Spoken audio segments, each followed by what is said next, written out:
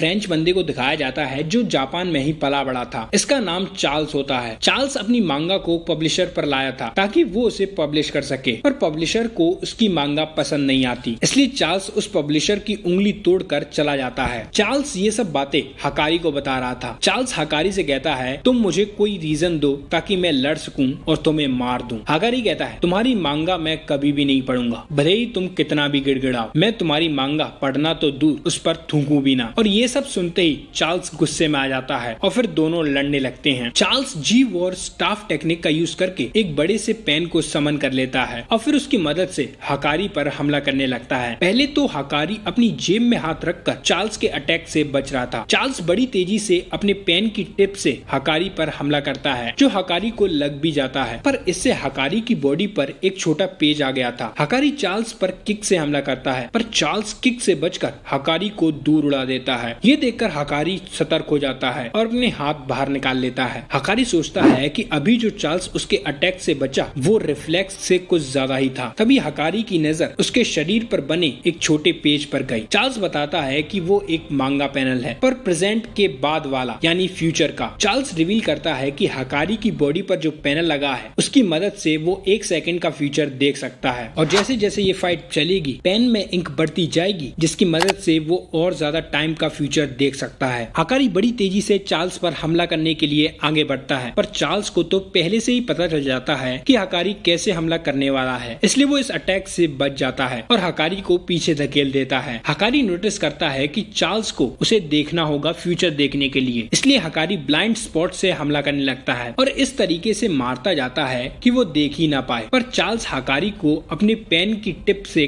Cut लगा देता है जिससे उसका खून टिप पर आ जाता है, जिसकी मदद से अब वो 0.2 सेकंड का फ्यूचर देख सकता है कि जितनी बार चार्ल्स के पेन की टिप पर हकारी का खून आएगा उतने सेकंड्स का फ्यूचर चार्ल्स देख सकता है। पर तभी हकारी domain expansion idle death gamble का यूज कर देता है। अब गारंटेड हिट इफेक्ट की वजह से हकारी के डोमेन के रूल चार्ल्स को पता चल जाते हैं। हकारी का domain kind of real gambling जैसा था। जैसे रियल वर्ल्ड में मशीन में 3 सेम चीज आने पर जीतते हैं, वैसे ही हकारी के डोमेन में अगर स्पिन में तीनों चीजें सेम आई तो जैकपॉट है और उसे फिर अनलिमिटेड कर्ज एनर्जी मिल जाएगी। पर जैकपॉट के चांस बहुत कम होते हैं। 279 में एक बार जैकपॉट लगता है। पहली स्पिन पर तो हकारी फेल हो जाता है, जिससे ये दोनों जिस जगह पर लड़ रहे थे वहां से हटकर वापस स्टार्टिंग पॉइंट में आ जाते हैं। चार्ल्स समझ जाता है कि जब तक हकारी जैकपॉट जीत नहीं जाता तब तक ये रिपीट होता रहेगा, इसलिए वो डिसाइड करता है कि जैकपॉट लगने से पहले ही वो हकारी को हरा देगा, क्योंकि अगर हकारी का जैकपॉट लगा तो इसकी खैर नहीं। इसके बाद ये दोनों लड़ना शुरू करते हैं, जहाँ चार्ल्स हकारी पर एक बड़ा घाव कर देता है और सोचता है कि वो जीत गया, पर तभी जैकपॉट हो जाता है जिससे हकारी हील होकर चार्ल्स को उड़ा देता है। इसके बाद हमें पांडा को दिखाया जाता है जो कि खुद को एक छोटे रूप में कर रखा था ताकि उसे कोई प्लेयर समझकर उस पर हमला ना कर दे। हमें यहाँ ये भी पता चलता है कि जैसे मेगुमी और यूजी अलग हुए थे, हकारी और पांडा भी अलग हो गए। पांडा सोचता है कि वो यहाँ पर ऐसे ही बैठा नहीं रह सकता, इसलिए वो उठकर जाने लगता है, पर तभी वहाँ काशिमो आ जाता है। पांडा कोशिश करता है कि वो काशिमो को चकमा दे सके, ये प्रिटेंड करके कि वो कोई जंगली जानवर है, पर काशिमो चालाक है। वो कोगाने से पूछता है कि क्या ये कोई प्लेयर है, जिस पर कोगाने हाँ कहता है। काशिमो के हमला करने से पहले पांडा उस पर हमला करता है, बट काशिमो पांडा से बहुत तेज था। वो एक पंच से उसका पेट फाड़ देता है और फिर अपनी स्टिक की मदद से पांडा के